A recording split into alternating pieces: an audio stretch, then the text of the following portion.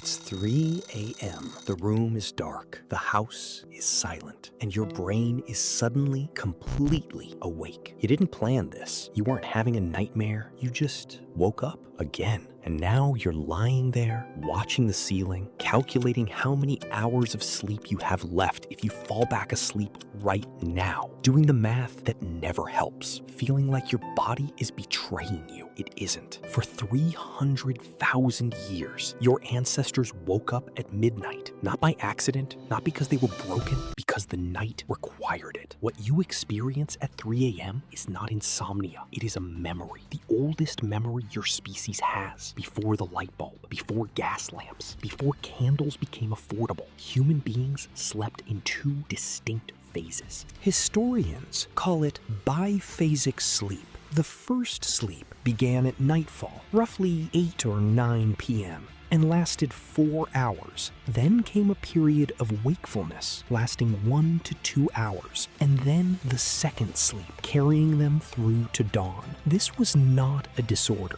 This was not insomnia. This was the universal human sleep pattern for almost all of recorded history. Medieval monks built their prayer schedules around it. Writers kept journals beside their beds specifically for this window. Physicians of the 17th century recommended it for healing. The midnight waking had a name. They called it the watch. And for 300,000 years, longer than language, longer than agriculture, longer than civilization, the watch was the most natural thing a human body could do. In less than 200 years, it vanished completely.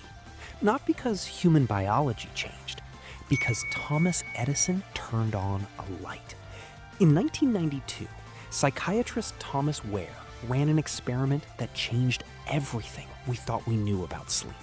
He took a group of healthy adults and removed all artificial light from their lives. No lamps, no screens, no light after sunset.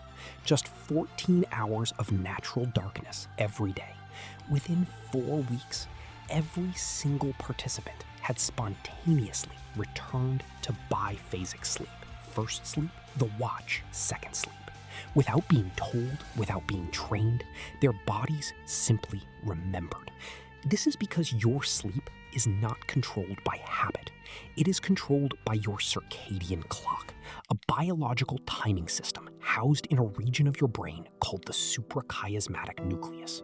This master clock coordinates melatonin and cortisol in a rhythm that has not changed in 300,000 years. Here is what that rhythm actually looks like. At nightfall, melatonin rises, the ancient signal to sleep. Around midnight, it plateaus. Your body enters a lighter phase between sleep cycles. Between 2 and 4 a.m., cortisol begins its slow rise, the prehistoric alarm system preparing you for the dangers of dawn. This is your body's ancient architecture. It was not designed for 8 uninterrupted hours. It was designed for vigilance, for the watch. The 8-hour sleep block is not a biological requirement. It is a 200-year-old industrial invention designed around the factory shift. Here is what we did to that ancient architecture. We invented artificial light, and then we stared at it for 4 to 6 hours every evening. Blue spectrum light, the specific wavelength emitted by your phone screen, your laptop, your television, directly suppresses melatonin production. It tells your suprachiasmatic nucleus that it is noon, that the sun is high, that sleep is hours away. Your ancient clock receives the signal and delays the entire sleep program. Melatonin rises later. First sleep begins later. And when your cortisol awakening response fires at 3 a.m., right on schedule, exactly as it has for 300,000 years, you are not in the light phase of your natural biphasic cycle. You are in the wrong phase of a compressed, artificially delayed, biologically confused version of sleep. Your body wakes you at 3 a.m. because it is supposed to. The problem is not that it wakes you. The problem is that you have no idea what to do with the watch anymore. Your ancestors used this window. They prayed, they reflected, they talked with their partners. The watch was not an interruption. It was the most peaceful hour of the human day. You experience it as anxiety because modern life gave you nothing to do with it except check your phone, which makes everything worse. You are not an insomniac. You are not broken. You are not doing sleep wrong. You are a human being whose body is faithfully executing a 300,000-year-old program in a world that deleted the context that made it meaningful. The midnight waking is not a malfunction. It is the watch. And your ancestors would not have recognized the concept of lying awake at 3 a.m. feeling terrified. They would have recognized lying awake at midnight feeling still. You can't remove artificial light from your life entirely, but you can work with your ancient clock instead of against it. 3 things. First, dim everything after 9 p.m. Not off, dim. Second, if you wake at 3 a.m., do not fight it. Do not check your phone. Lie still. Breathe. Your body is in the watch. Let it complete the cycle. Most people fall back asleep within 20 to 30 minutes if they stop treating the waking as a crisis. Third, get sunlight within 30 minutes of waking in the morning.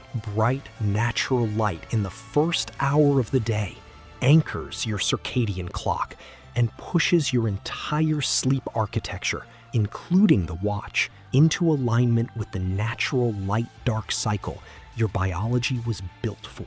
The 8-hour sleep block is 200 years old. Your sleep architecture is 300,000 years old. For the entire history of your species, longer than language, longer than agriculture, longer than civilization, humans woke at midnight. They lay quietly in the dark. They felt the ancient stillness of the watch, and then they slept again. You have not forgotten how to sleep.